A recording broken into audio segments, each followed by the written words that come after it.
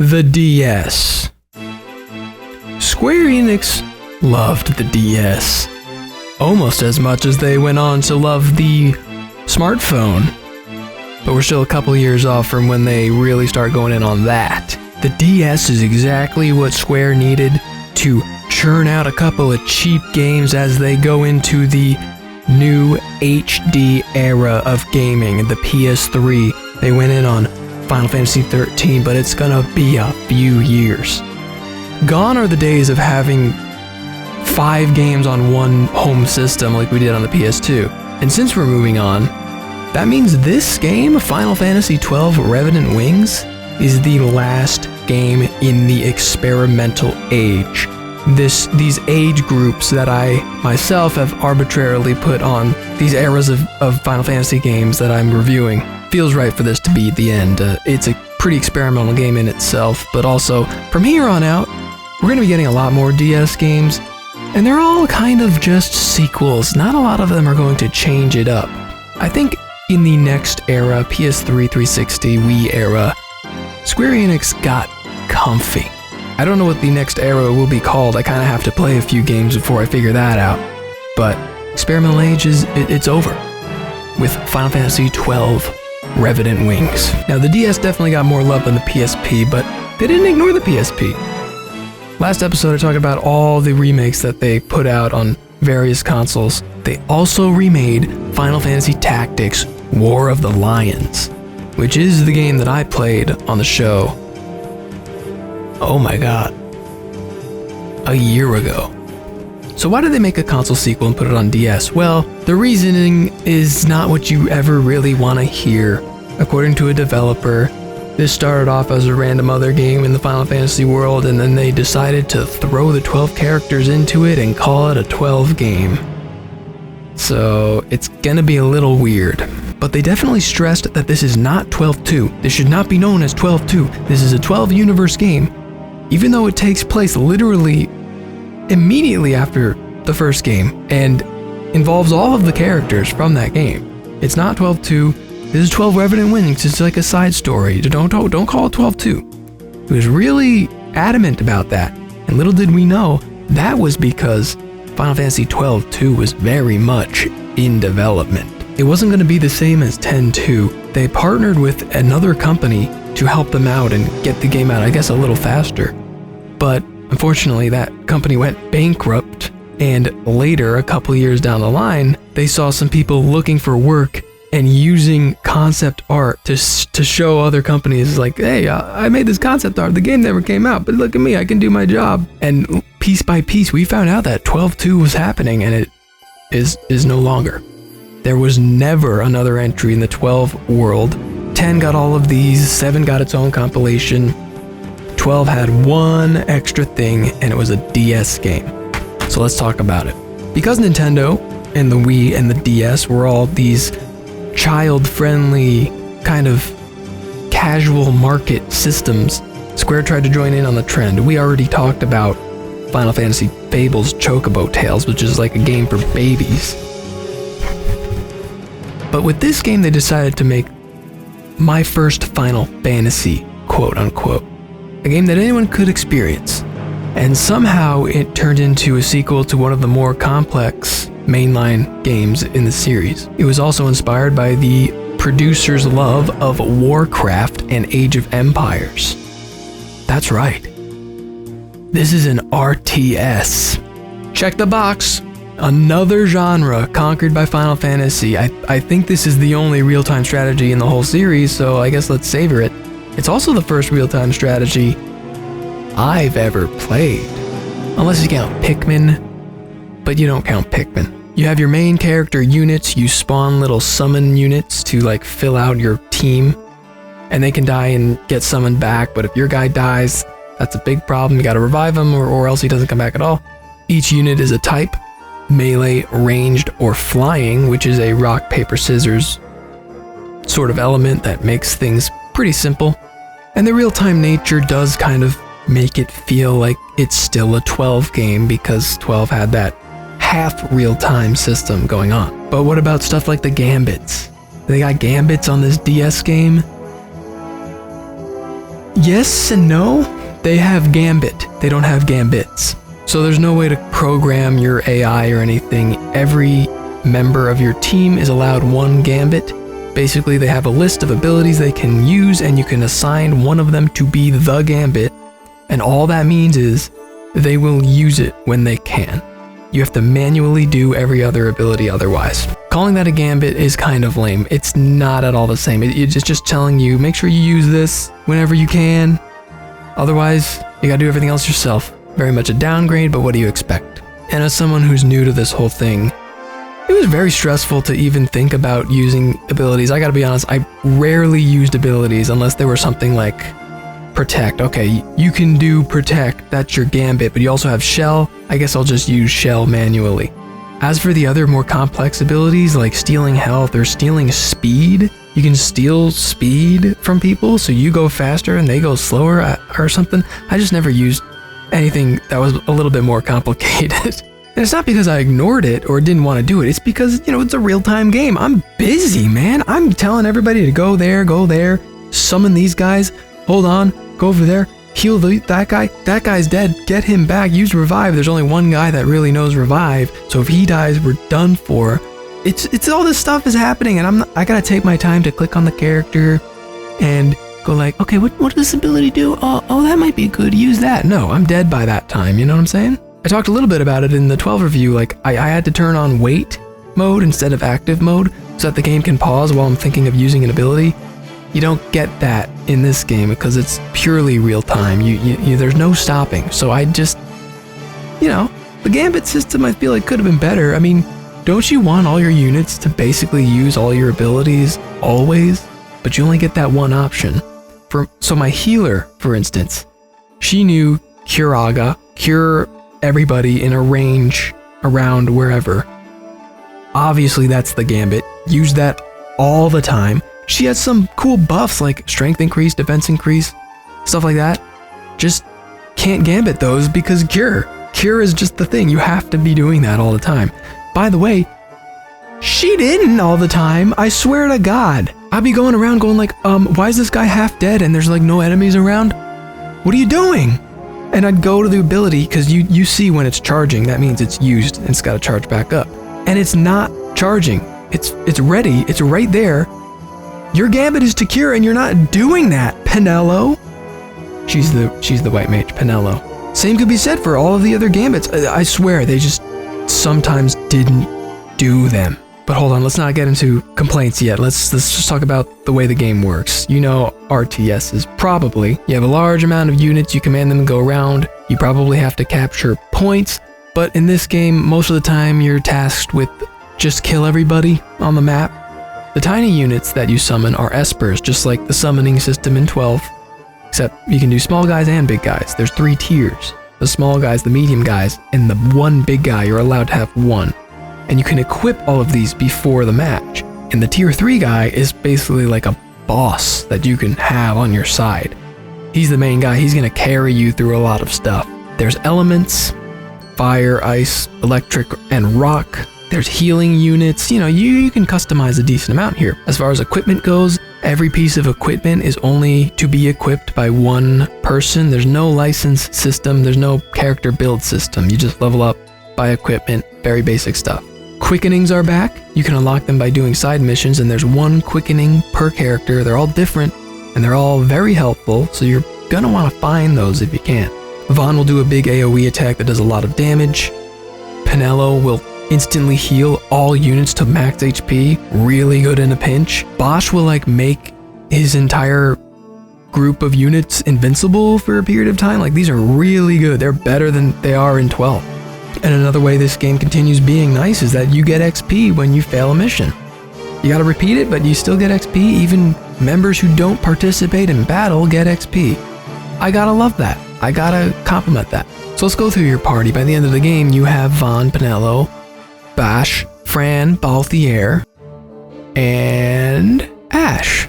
You know, the 6 people from Final Fantasy XII. In addition, you have Kites and Philo, who apparently are friends that are in like 1 or 2 cutscenes in the beginning of 12 that I don't even remember, but they're main characters in this. There's also Leod, Leod, who's an important Aegyl character. He's like a hume with wings, and you meet him in this new land you discovered, and he's a core part of the story. That's the basics of it. Pretty simple relative to 12. But it's still an RTS game. It was still very stressful for me at times because some of these levels are really hard. I don't want to tout the baby's first Final Fantasy thing too much because this game has real challenge in there. Trust me. Being a noob at RTS, I didn't really know how to handle a lot of these missions. Sometimes there's just a boss, and she's got an AoE attack that kills everybody in one hit, and I don't know what to do when that happens. I mean, my main strategy is clump everybody together in one giant pile of people and slowly pick off everybody else one by one. It worked 90% of the time. A lot of these levels I had to look up help on forums from like 14 years ago of people saying, you know, I found out the boss doesn't actually chase you in this level. So what you do is you keep summoning your tier 3 guy and having him come in, get a few jabs in, and then keep doing that until he dies, and then you beat the level. Since there were multiple forums of people figuring this out and doing that, at least I'm not alone. Maybe if you're an RTS guy, you would have been able to figure out what you do, because as far as I know, it's either hide or die in some of these levels. If you are an RTS guy, you might be having a question right now. RTS on DS, does that work? And the answer is not really. The DS control scheme in this game is my main complaint. It almost ruins everything. It's real time. Every decision you make needs to happen when you make it, because it's important. If you get caught slipping, a guy will be killing you, and if you can't do anything about it fast enough, you die, and that's the end of the level. These are long levels. You don't save throughout them. You need to make sure you're in control. And on the DS, you're not really most of the time. An RTS is meant to be played on mouse and keyboard, is my main thing. This game made me want to try Age of Empires or something like that for the first time, because I just wanted to play with a mouse. I desperately just wish I had a mouse to point and be precise, because you need that precision. When you're clicking on a tiny unit, telling that one unit to walk into a specific spot, I kept wanting Penelo to go in the middle of my group so she could buff everybody. But to do that, she's a ranged class, so automatically she'll be just far away from everybody. Every ranged class is programmed to do that, to stay away from enemies. Makes sense most of the time, but I wanted her to be in the middle to buff people, and I can't. I need to click on a spot to move, but it's a pile of people. So I'm just, I gotta find the right pixel, and I can't. Meanwhile, I'm just wasting all this time, and the enemy's like moving in towards me. I keep clicking on a unit, and when you do that, it just tells you, okay, where do you want this unit to go? And I'm like, no, and I have to click Penelo again, try to get in the middle. Nope, I clicked Balthier. No, I go back and forth. Everything is controlled with the stylus. They want you to control the camera with the stylus, but you can still do that with the D-pad, so I didn't bother with that. I mean, dude, there's 4 buttons, and they're rarely touched at all. I think the A button will bring you to the nearest summon gate, so that's a quick thing you can do, sure. The X button highlights all units, which helps my strategy of banking everybody together, but I don't think the Y and B buttons do anything else. I hate this era of DS. I hate it. Where it's like, they're so fascinated by the touchscreen. Just make everything the touchscreen. Won't that be fun? Look, it's fine in the Chocobo game, because that's just like a stupid little game for kids. This is an RTS. I can't see kids beating this game. It's too hard to do. It's not a fun game where you just, I can touch, look what I can do. This game needs to be remade or something. Even the menus, some crap menu design in this game. There's this, I'll show it in this video. There's like a wheel where you can use a consumable item to unlock an Esper. So you can unlock powerful Espers this way and build out your team in different ways. But basically it's a wheel, and you can only see a quarter of the wheel at once because they want you to touch an arrow to spin it to get to the next quarter of the circle. And it's just like, put the whole circle on the screen, dude! Or let me control the camera to see everything. Like, you can, I'm just looking at this and I'm saying, you can put the whole circle there. You can allow me to see the whole board of buyable espers, but you choose not to because you want me to spin the wheel. Woo! Oh, it's so annoying. Before every battle, there's a screen where you can customize your team and build your espers to, you know, counter whoever you're fighting. The way you confirm that this is the team you want is by pressing back. There's no confirm button. You just press back and then it automatically goes like, is this the team you want? And you say yes, and then it just brings you back to the menu. And if you accidentally do that and say, is this the team you want? If you say no, it still brings you back and it resets everything you edited. I mean, like, guys, it's, what is it, 2007? Can't make a menu better? But that's all not really important.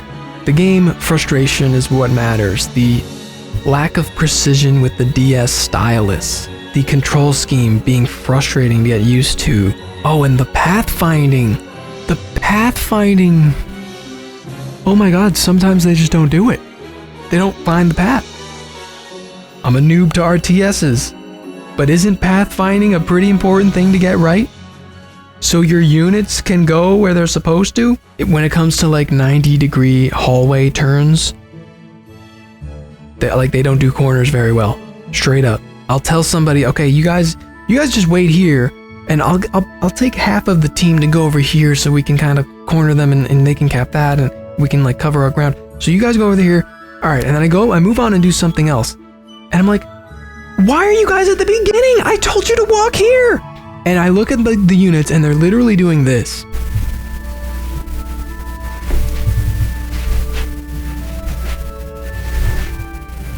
They're going around in squares.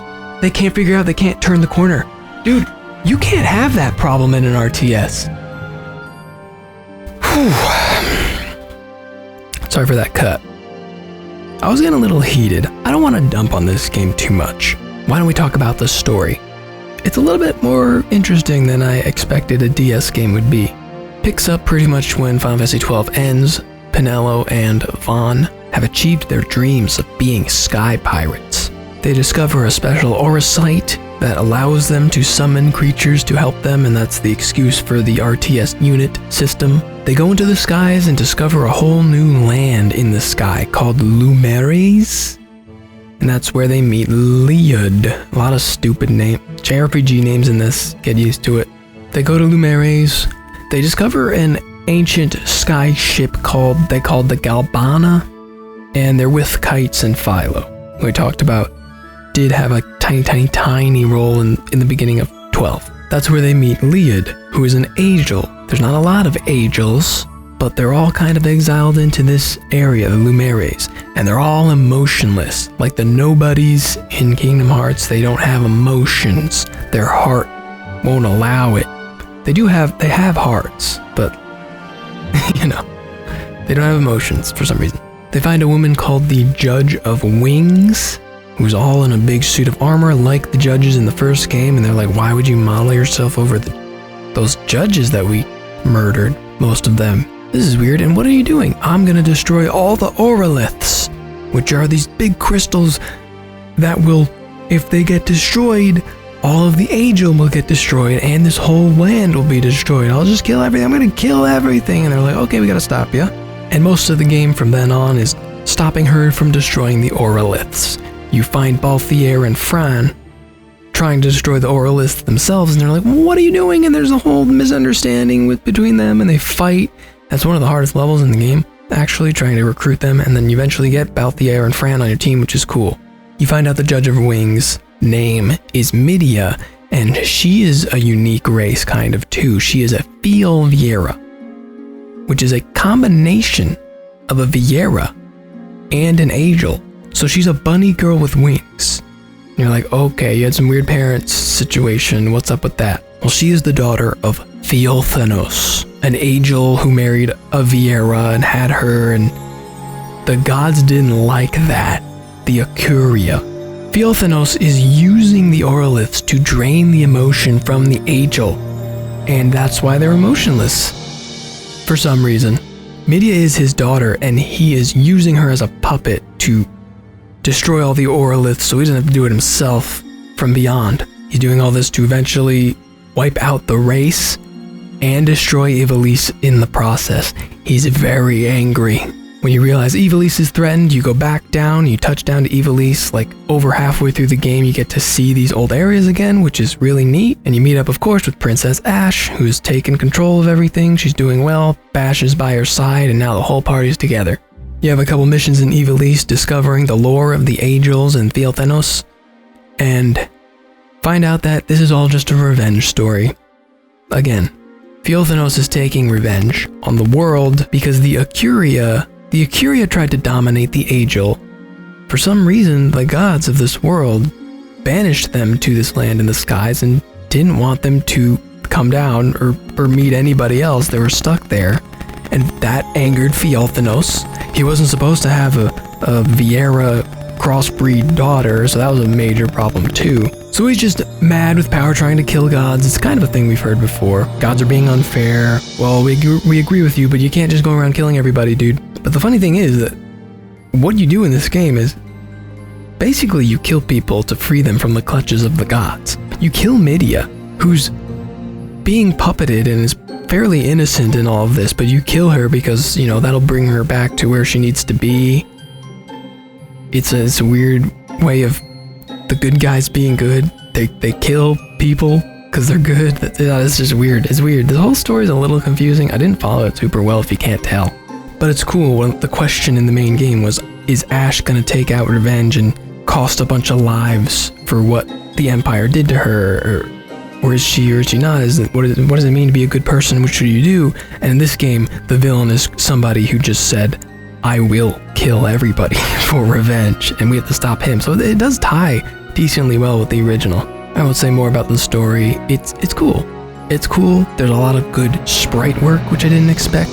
They have those great double screen cutscenes where they actually do full FMVs.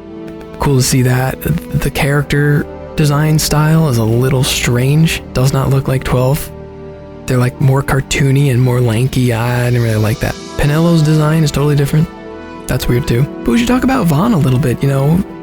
Made the Star Wars connection, talked about how Vaan is like a thrown-in character, has no arc, has no development, and he does take charge in this game. With the Star Wars comparison, I said he's no Luke, because, you know, Baltier's Han Solo, Fran's Chewbacca, whatever. I actually looked into the Star Wars theory thing, and it turns out that Vaan is not supposed to be Luke. Vaan and Penello are C-3PO and R2-D2 respectfully. And now I get it. That makes so much sense now. Fantasy XII is Star Wars. But yeah, I'm happy to report Vaan is a much better character in this. He's better than he is in 12. Penello is also more of a character. Now, I also called Penello Vaan's sister mistakenly in the last video. That's because their relationship is almost non-existent, but apparently Vaan had a little crush on Penello. So hard to even tell, nothing even came of it in the game. But they do hint a little more at it in the story of this game. But still nothing happens. It's a weird thing. The romance in Final Fantasy is always heightened and super romanticized. But not in this. They're like, you know, Vaan makes some moves, it doesn't really work. But halfway through, Penello meets somebody that she really likes. And he doesn't last very long, but he's there. Same thing happened in the last game where she had a crush on Larsa. Their relationship is like all over the place. I guess in a way it's the most realistic in the series. So it was cool. It was cool to see Vaan and Penello take charge, be the main characters, have an arc, change throughout the journey, have a relationship sort of with each other. It's cool to see the gang again. I didn't really care for Kites or Philo, those added characters. They don't add much. They're just the friends. We're the friends. We're here for you, Vaan. Okay. Nah. The music is okay. It's pretty much all rehashed Final Fantasy XII songs with the DS sound font. So, you know, not very impressive. But how we conclude this? Let's wrap this up. It should be a little quicker than I ranted for a while back there. But with good reason. Those issues with the controls and the like pathfinding problems. I can't look past that. Those are major flaws. Some of these levels are very difficult. I genuinely don't know how I would have beat them without kind of cheesing it the way I found online. And if this is supposed to be beginner's first RTS, then I don't think it accomplishes that very well, because there's a lot of really roadblocks. Seeing people on these forums that I'm reading, a lot of them just said, I'm quitting. I'm done with this game. I can't do this. It's not worth it. You think if it's just like, there's no difficulty options. It's one thing. They don't teach you much aside from the first level. So it's like, I don't think I got a beginner's game out of this. I feel like if I picked up Age of Empires, I'd still be like a total noob. I also don't think a leveling system works. Correct me if Warcraft has levels or something, but it doesn't make sense to have levels in this game. Your units don't have levels, but your leaders, like the characters, Vaan and Penelo, have levels. And all it does is they get more stats, of course. They learn new abilities, possibly. It never felt like my levels mattered. It never felt like I needed to grind. Like if I did grind, it would just be a waste of time and the level would be just as hard. Because it's about strategy. So you might as well just cut out the leveling, right? I don't know. If you did grind, here's a fun fact I learned early on. You can 100% this game doing all the side quests, collecting everything, and grinding hard. If you do all of the side quests, you can unlock the secret ending. But if you do all the side quests, the final level of the game, all of the enemies become level 99. And no matter how many side quests you do, you're not going to come close to 99, just like any RPG. You have to grind to do that. So 100%ing this game becomes like an incredibly difficult task to do that, because you'll just be murdered in one hit from the final level. But you gotta get that secret ending. I didn't do that, but I looked it up. The secret ending is at Ivalice. It's more of an epilogue, but you see Penelo like arm in arm with Vaan, and she might have kissed his cheek, and a little like pink heart comes out, and it's like, they finally got together, these two. Oh my god. They're like trying to hide it. Their friends are chasing them around and they're trying to get away to have some like alone time, and they're just like, yeah, you know, the camera pulls out and happy ending. I couldn't believe it. I can't believe Vaan actually pulled Penelo after all that. After two massive life-changing adventures in which they didn't really experience any romance, he finally did it. I gotta say, I'm proud of him. Look, Vaan, I hated you a little in the last game, but you came around. You're a good guy, and I hope you and Penelo live happily ever after, because we're probably never getting another installment in your franchise. Sorry. There's my conclusion. Do I recommend this game? If you're a fan of 12, I think you'll enjoy it. You'll enjoy seeing these characters again, and maybe you'll even come around to Vaan like I did. But it has frustrating moments. I don't think it's worth it. If they want to remake this game, I don't know why they would, because it's a sequel to 12, so it's just weird. It's an awkward positioned game. It was supposed to be probably like a between 1 and 2 thing, but 2 got canceled. It's just awkward. They're probably not going to touch this game. It's going to be lost to time, lost on the DS, and I don't think that's the end of the world. It wasn't a great experience all the way through, but I had fun. And with that, the experimental age is done. It only took 10 months. The next episode is not going to be such a big new age premiere. It's going to be another DS game. I'll just tell you straight up. Square Enix love that DS, man. Nothing I can do about it. But it's going to be more real time, and it's going to be a sequel to another game we haven't talked about in a bit. So I'll leave you on that. Next time, a new age. Not the Zodiac Age. We're done with Zodiac Age. Oh, I almost forgot. In the credits sequence, Balthier visits a grave. You get to see a sort of where are they now thing. Balthier goes to visit a grave. I don't know who else that could be besides his dad, Sidolphus. That means Sid is technically in this game. So here's the Sid update for Final Fantasy XII Revenant Wings. He's dead.